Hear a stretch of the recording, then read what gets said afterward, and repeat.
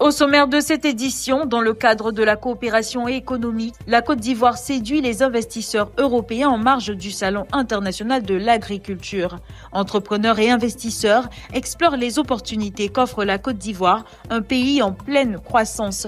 Dr Traoré Bakary devient le premier Africain à recevoir le prix Diligent Modern Governance 100, un Africain récompensé pour son engagement en faveur de la bonne gouvernance. L'égalité des genres est au cœur des préoccupations. À l'occasion de la Journée internationale des droits de la femme, la société de networking et de services a organisé une rencontre dédiée à l'autonomisation féminine. Bienvenue dans le 7 minutes.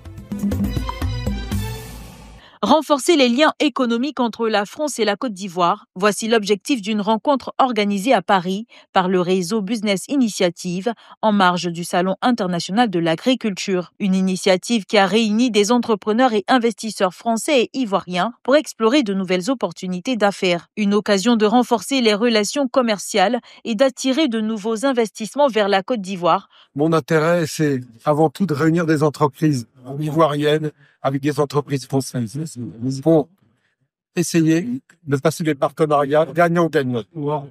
La réponse de ce soir, c'est pour permettre aux opérateurs économiques, aux amis de la Côte d'Ivoire, de mieux la connaître et de saisir les opportunités d'investissement. Mais aussi d'échange entre nos deux. C'est là que nous sommes ce soir. Vous avez vu, les potentiels qu'on va vous présenter, c'est là sur déjà l'intérêt, c'est dans le fait. Voilà l'objectif principal.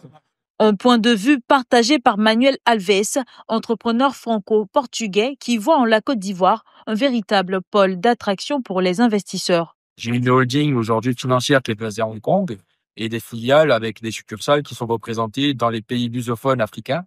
Et aujourd'hui, la Côte d'Ivoire, par l'intermédiaire de M. Lefeltier, et pour moi, c'est un pays en plein essor francophone, et en France. Donc la langue facilite beaucoup les affaires et surtout, c'est un pays qui est en plein boom économique. Des échanges fructueux qui devraient rapidement déboucher sur des projets concrets. Business Initiative entend poursuivre son action pour renforcer les liens économiques entre l'Europe et l'Afrique. Il est le premier Africain à recevoir le prix Diligent Modern Governance 100 dans la catégorie innovateur en matière de conseil d'administration et de gouvernance. Expert en gouvernance, éthique et responsabilité sociale des entreprises, Dr Traoré Bakary a été sélectionné parmi les 100 meilleurs spécialistes mondiaux dans ce domaine. Lors d'une conférence de presse organisée par le cabinet d'avocats d'affaires CTB, cette distinction prestigieuse a été officiellement présentée. C'est le couronnement de plusieurs années d'efforts, de travaux et puis surtout de passion, parce que je crois que j'ai quelque part une certaine passion pour la gouvernance comme pour la fiscalité. Comme je vous ai dit, je suis fiscaliste comme pour la fiscalité. Distinction qui consacre son engagement en faveur des bonnes pratiques de gouvernance en Afrique et à l'international. Effectivement, c'est un prix qui démontre aux yeux du monde, même si j'allais dans ces pays-là pour travailler avant, que quand même, il y a une personne en Côte d'Ivoire qui peut apporter sa modeste contribution pour renforcer la qualité de la gouvernance des entreprises dans les différents pays en Afrique. Ce prix, décerné lors du sommet Diligent Elevate Modern Governance 100 à Houston aux États-Unis, témoigne du rôle majeur de Dr Traoré Bakary dans la promotion d'une gouvernance transparente et éthique. Une distinction qui honore non seulement son parcours, mais aussi le continent africain. Pour toutes les femmes et les filles, droit, égalité et autonomisation. Tel est le thème de cette année pour la Journée internationale des droits des femmes. Un appel fort à l'action pour garantir l'égalité des droits, du pouvoir et des chances, entendu par la société de networking et de services qui a organisé une cérémonie à la Fondation Donwayi. L'objectif, former davantage les femmes à travers une conférence inspirante et un atelier de développement personnel. Mais le combat, c'est vraiment de rechercher des femmes de compétences, des femmes capables de pouvoir, on va dire, porter des postes de responsabilité et de mener des équipes et de se former à devenir des vrais managers. Ces activités visent à renforcer leur bien-être en entreprise et à favoriser leur montée en compétences. Les femmes doivent retenir qu'elles doivent s'approprier elles-mêmes ce combat et être responsable de s'affirmer en se dotant d'outils, de compétences, d'expertise, en développant, leur leadership, en travaillant sur leur image personnelle.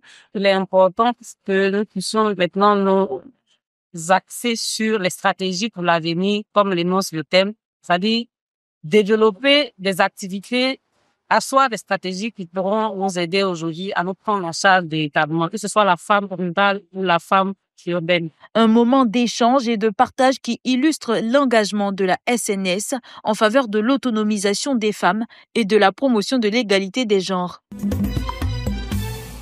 Les droits des femmes ont été célébrés partout en Côte d'Ivoire. À Ananguié, la rencontre s'est déroulée autour du thème « Droits de la femme en Côte d'Ivoire, 30 ans après Beijing ». La DG de la SOCAN a réaffirmé l'engagement de sa structure pour l'autonomisation des femmes, rappelant que 30% du personnel et 17% des producteurs affiliés sont des femmes. Longtemps, les femmes ont été reléguées à des rôles secondaires. Leur voix étouffée, leur talent sous-estimé. Mais les temps changent. Et nous sommes ici pour témoigner de cette transformation. Partout dans le monde, les femmes prennent les devants.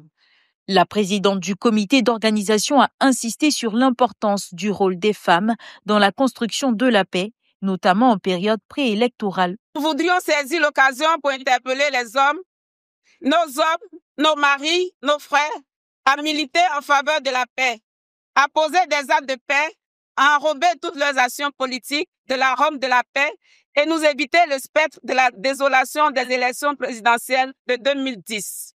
Les festivités ont inclus un défilé d'associations de femmes, une conférence sur le cancer du col de l'utérus, un tournoi de football ainsi que des chants et danses mettant en valeur la diversité culturelle. C'est la fin de cette édition. Merci de l'avoir suivi. L'information continue sur 7info et sur www.7info.ci.